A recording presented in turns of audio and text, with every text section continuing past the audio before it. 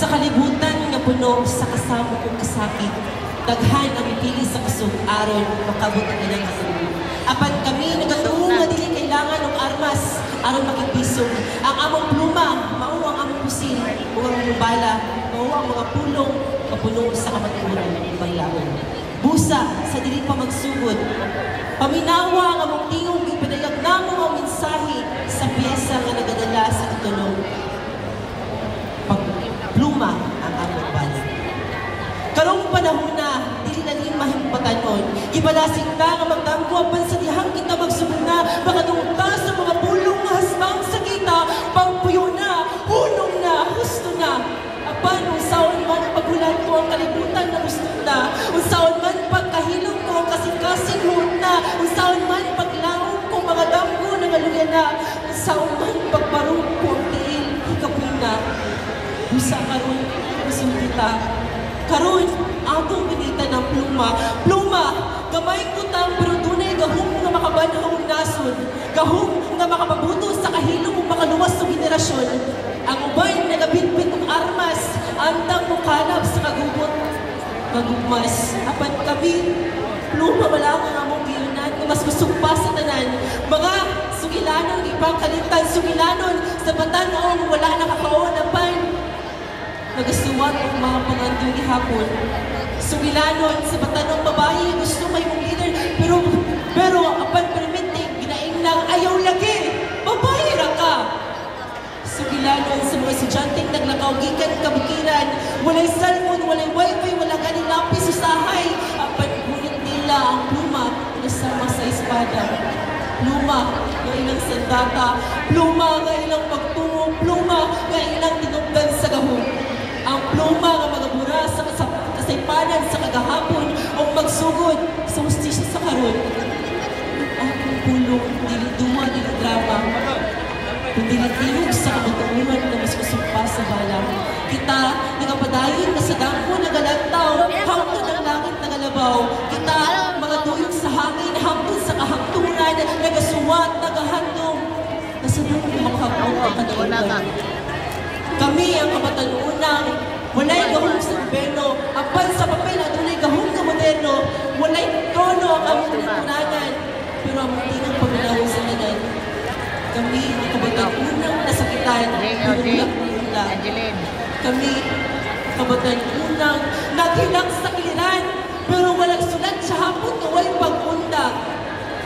Usa kamatanunan, sulat, barong, pinto, pakikiso. Kaya kung inyong bala mo palong kinabuhi, ang among pluma, maghahatag ng kahayan sa mga pangandoy ng mundo. That was Mix John Kenzie Araco from Barangay Del Carmen. Now our fourth performer is Miss Liza May Isa Agondo from Barangay Buruan. Let's give her a round of applause, please. Maayong hapon sa tanan. Nagdala ko kaon dili lang usa ka talento, kundi dili usa ka tingog. Tingog ang usulti para sa mga kabatang unang pakayas nako na nangandoy ug nindot na pagmamahal. Hinaot, kilimpesaha, himuo ninyo. Inspiration. Batangong piliganon para sa nindot na pagmamahal. Usa ka batanong piliganon, dili milado, pero proud kaayo. Midako sa syudad, kalay-lahi o tribo, niyay lumad, maranaw o kristyano. Midako sa pagtuo na bisag kinsa, uun sa baka, hatagan kita o respeto. Karong panahon na, ako naobserbahan, na naghampatan mo na gusto mo eskwela. Nangandoy, makapupot og diploma. Wakta, walay ikahatag si mama o papa. Sakit paminawon, pero hindi problemaha ka sa mga solusyon. Aning kalibutan na. Anak pa sila, abunda daw, karon na henerasyon. Kay lagi, layo ka sa una, gas ng isura.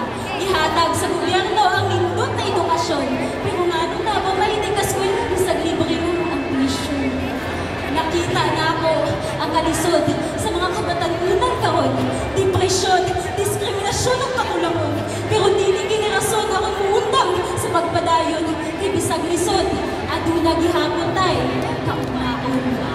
Apan, diliman ta, masabtan sa tanan, aning lugar lahi-lahi tagkultuha o tinuuhan.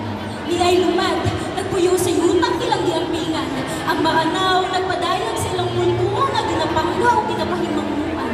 Ang Kristiyano, nagpakita o pagtungo nga likon, naghandod ron, ilang tinuuhan, buhi o padayon. Kinsa ko, kung anong na ako diri sa inyong katubangan, kay gusto na akong ipabati ang akong pauganan na dili lang kini.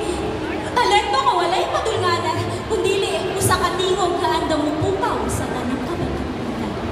Apan, sa mga sitwasyong pilit masabtan, daghang batan-unon nang nawala na sa saktong dalan. Droga, pagpangawat o pagpatay ilahan ng gisunlan, minor de edad pa lang, naanang sa pisulan. Dili ang ayan na umaway lang nasundan, dili kay tungod way paglaom ng kalibutan na, apan tungod usahay, dili patas ang sistema. Ani kahatlog ang kamang henerasyon na, tungod sa kapubrihon daw ng butang sulan na, unta kini, dili na mo padayon pa, mga batan-on diha, paminawa. Dili, solusyon ang pagbuhat, unta kong sala, baka mulang ka, aning kinabuhina. Naamanta sa lugar na dili patas, pero ayaw ihapon kalimot, huwag hangad sa taas.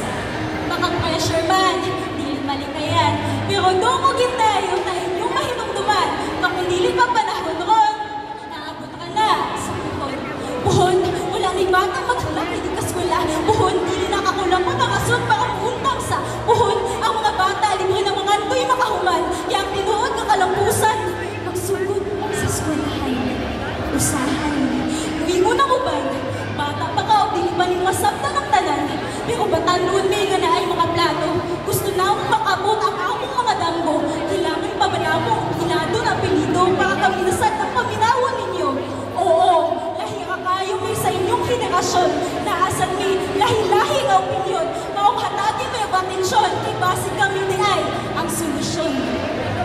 Batan-on may nga musilan sa sunod nga bahin na, aning henerasyon na, kami ang paglaong sa inyong tinatawag na ugma, usa kami paminawa, idasin mi nga mapadayon pa, ay wala mi o wala mo, aning kalibutan na.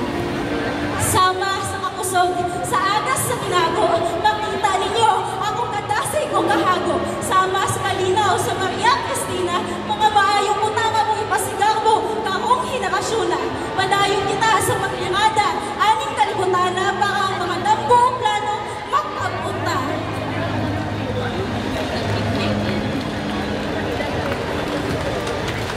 That was our fourth performer from Barangay.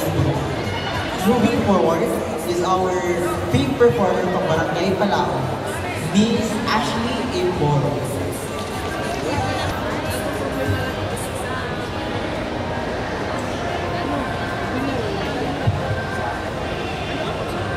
Sa tunay, ito mga usuhan. Karoon, putungha ang tingog ng sapat sa kasapat sa ating nasa. Kami ang anak sa kasangit na bababrihon. Ipakataw sa yutang kitunggan sa ilang kaugalingong agalan. Ako si Ashley Imboro. O kini mao ang magtanong magtugod o tinuod kausaban. Lagi. Ang titulo sa pagmala karon mao ang pagmata kabutanunan. Sa lungsod nga giingon, among syudad mabuhay. Apan ang kadaghanan na pabiling gihapon walay trabaho. Sa syudad nga adunay suba puno sa kinabuhi. Apan ang kadaghanan sa kabatanunan nag-antos sa kagutom. Sa kasing-kasing sa Mindanao nga unta punon sa kusog ug paglaom. Apan ginagungitan sa kamot sa korupsyon o kagutom. Giingon nila kita tunudaw ang kaugmaon. Pero nganong hangtod karon kita gihapon na ginahita sa lamesa sa utang. Ginalungos sa bayranan o ginasikaran sa sapatos sa gahay. Ipakataw kami tali sa kagubot nga gisulat sa ilang kamay. Ipadako sa kaldero nga walay sulod. Ipasang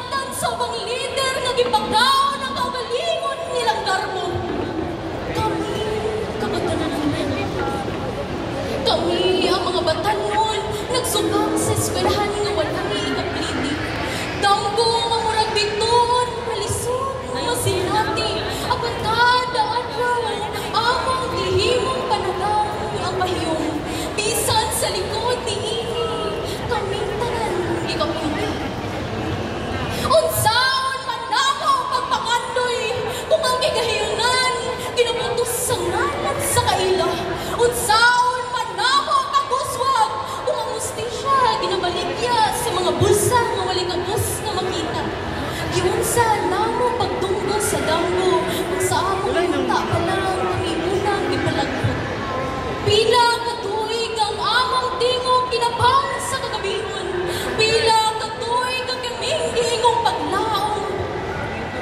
Papa, hangtod karon, walang ihapon, ginungog ang among tingog.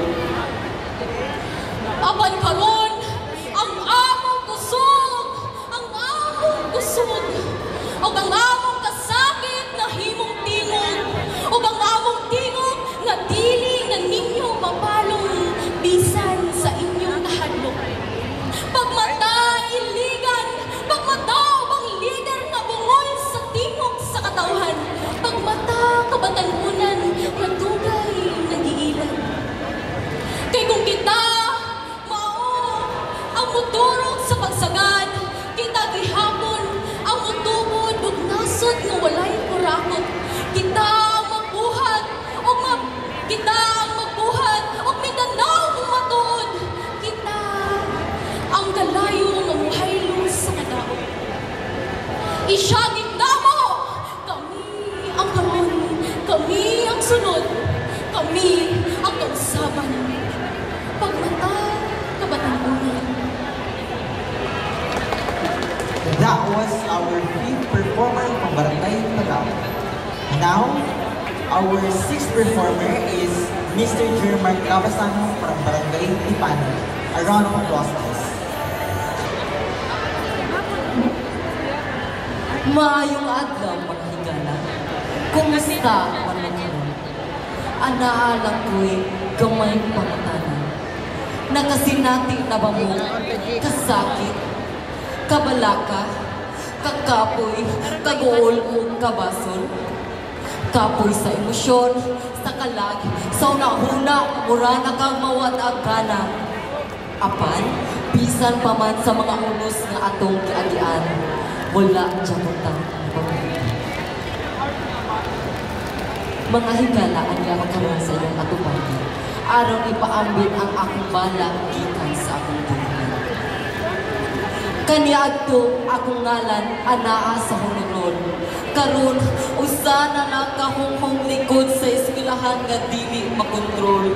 Mata nga pula, lipong nga huna-huna, kamot nga nagkutlo, samtang nagsulat sa mga margin nga nagatagag sa way kasulbaran o titulo. Nagsugod ng kini sa usa na katagay, shot tabay, hantod sa tambal. Sa aso, sa mga gabi nga wala na ko'y lain yun na huna kundi ang makakitag away. Apan, estudyante ko. Oo, estudyante ko. Dili lang sa libro, kundi sa kasakit at sa mga saan na naputol sa paghandog o pagdamgo. Sa pagpukaw sa kanan, sa pagbasa-basa sa ulan nga murag kapadaplin na suso. Apan, paminawa ko ninyo karon. Dili ko lang tingog, dili ko lang kasipanan, dili ko lang ang abo sa akong sigarilyo nga matagak, tapos mahuman. Pero, nagadamgo gihapon ko. Nagadamgo gihapon ko nga mutungtong sa entablado nga may toga o corona. Nga madungog ang akong ngalan samtang ang kalibutan limog kahilom na harana. O sa katapusan mga kaigsuunan, ibilin ko kaninyo nga kung ang inyong kasing-kasing na puno sa kasakit o kasubo, pagmata kamo. Hibaluan ninyo kini. Hinumdumin ninyo kini. Dili tao sa kakapatihan. Dili tao sa kagubat nga dugay human, kundili usa ta ka kadaugan nga nagpaabot nga muhugyaw hangtod sa katapusan. kabahig na dili ko itago ni German Labasan. That was German Labasan from Barangay Ipanto. And now, we welcome our last performer from Barangay Santiago. He is Jentay E. Cabasa. Jentay from Barangay Santiago. Ako kay sa alagad ng sining na gusto ipabot ang ingon ni Balakid na walay sayop sa paglaban. Na sayop bantog na malaban. Wala kong mga pulong na inyong matunggan. Kaya nakadepende kung saan inyong paggamit ang inyong mga dalungan. Ang title lang niya, Peace kay Minus na ang Panaga. Masarap. Minus na ang Panaga. Sa Mindanao, kadaghan, nakaayo, kausaban, kahibaw, pabata, o atagagikan. Kagikan nga mula o ugat sa punuan, o magpadayan sa pagimantay sa tamlanan sa tuwang silingan. Kahibaw ko, kasi kuhit, atong dalan sa kahapon, maong magkaiusa na taron, o magkuban na sa pag-asinso, iligan. Ako si Juan, o sa kailiganong mananagat, isakay sa sakayang nagay mga bagyong magisugat, punong og paglaong balag, minus na kayo ang panagat, kitagbo ang mga dagkong abalud, kunya ang mga banyera, ay sarang sulot samtang gawnaw na, kung unsa ang sunanan, kipatukar, ang radyo magubawon, iligan, among siyudad, mabuhay, diligo ang gugma sa dakbayan kay di manggod kanunay magarbon ng mga gila. Lubog ang katubigan ng kaso industriya mga bandi mo dili daw mahanaw pero tuwa sa bulsa sa galingkod sa anahaw tinugdan ka sa tubig nga ditinaw nagkahalap ang larawan sa kalinaw kayon samon pagpadayon sa iligan sa paglampo kung ang kakugig katakos din mahalag nato Muslim o Kristiyano kay wag man nagkayusa ug wala mi palangga sa imuang. Di ba natoy kung maaw ng atuang bayan ni Sinila? Balang yuman na ako ito ang himno ng iligan, kaya akong sulat kultural. Nayalong Kristiyano, Maranao, uy gaudong na ay bangkaw sa pagsalong historikal. Itsay, 5, daiban, murag badyaw o badyaw, dive, dagat, tubig, murag kabaruto sa agos. Gusto kayo ang current, dili madala o kaktos, ikat tubig, na yung kuryente, inanakabihira, kalay ni kaklase nga busay. Maria Cristina, o na ay waterfalls, na rainbow. Rainbow, LGBT, kay pagkahapong sa tubig nga mula po, mualok ang sinag sa haring adlaw. Sirena nga misalong paingon sa ibabaw. Kagwapaw kay waga, mawalay makatagbaw. Kagwapaw kay waga, mawalay makatagbaw. Timani, wala pag-unsa lang gisulti, Timani. Bahagi ka sa bagari. Kaya usap ko, sa kabataan una, nagpamasin nga naibag ko. Pero di na maabot ang atuang shot kay gilumot na ang baso kay Bopo. Kanamoy, imahe nga iprotektahan, pero trapuan pa na ako inyong lapidaw. Gusto mo limpyo ang pangalan kay Dili. Tanan butang, kaya sa taas nato na magkita. Huwag na ay mga butang, napadungog nato makuha. Paano pa si GL? Balagulat na makauman, pwede magyabot na mamuyog ni Sinte. Pwede matamay mong negosyante. Kagawad, senador, pwede galing presidente. Ang tinuod na punto niya aning tulak, kaya pagatag og dili sa atong kultura, kasaysayan, komunidad o identity. Kung saan nato pagsagubang sa isyong atuang katubang kay dili ko si Juan.